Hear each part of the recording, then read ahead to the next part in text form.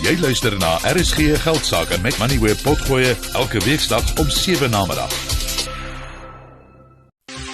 RSG Geldsaake met Moneyweb, jou betroubare bron vir sake en beleggingsinsigte. Daar's 'n artikel in die internetkoerant Ground-Up oor Kaapse vissermanne wat bekommerd is oor ansjovis en sardiens. Namibië het die vangs van die twee vissoorte vir 3 jaar opgeskort, oor daar so min was.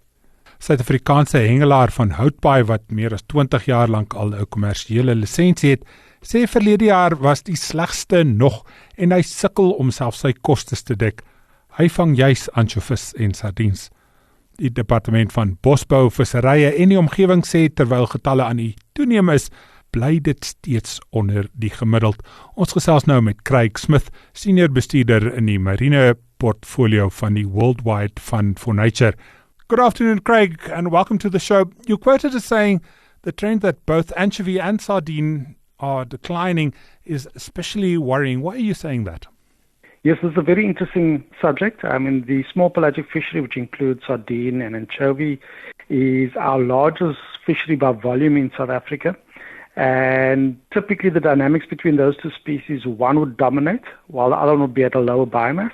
And when the one goes up, the other one goes down. In this case, it's very unusual that both resources are very low.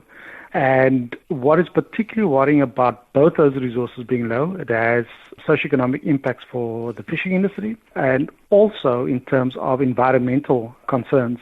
These particular species are considered forage fish, which means that they are preyed upon by all the top predators in the southern Benguela system, and which means that with these biomasses being so low, means that there's a little food in the system for these top predators. Do you have any idea behind the reason for these declining stocks? Are we overfishing it is actually the question that I'm asking. So that is a very good question. There could be an element of overfishing, which cannot be discarded or written off.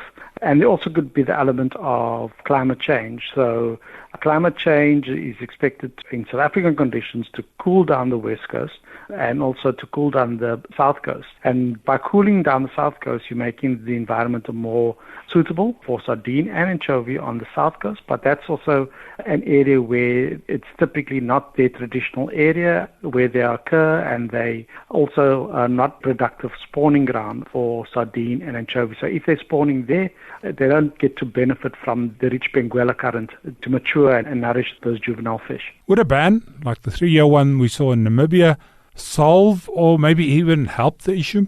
My immediate response to that would probably be no. So Namibia's fishery, and it's very important that we do consider Namibia as a case study. Namibia's small pelagic fishery was a lot larger than South Africa, and there has been a case of overfishing coupled with environmental changes that have seen basically that the sardine and anchovy resources did not rebound. And after a number of years of lobbying by scientists to close the fishery, that fishery was eventually closed in 2018, ostensibly for 3 years, but we're now in 2024, that fishery still remains closed because both sardine and anchovy have not rebound.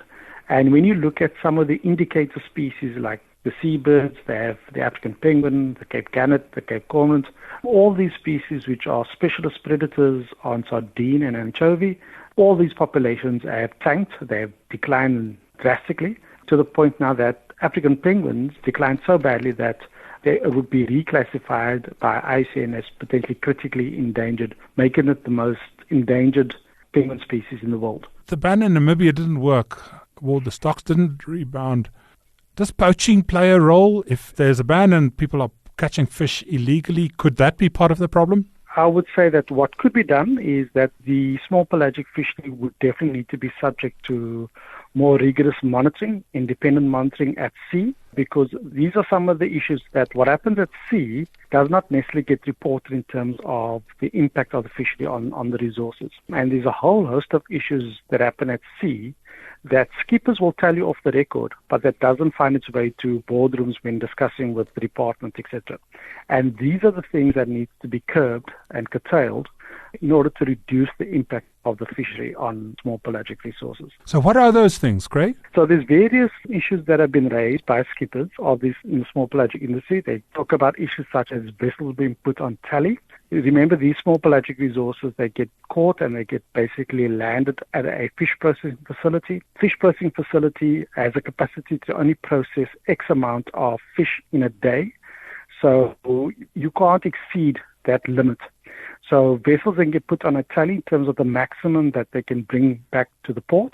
And while they're at sea, they search for schools of fish. When they purse it with a purse net, they will try to meet that tally. So they will take out of the purse or out of the net what their tally is, and whatever's remaining in the net is released.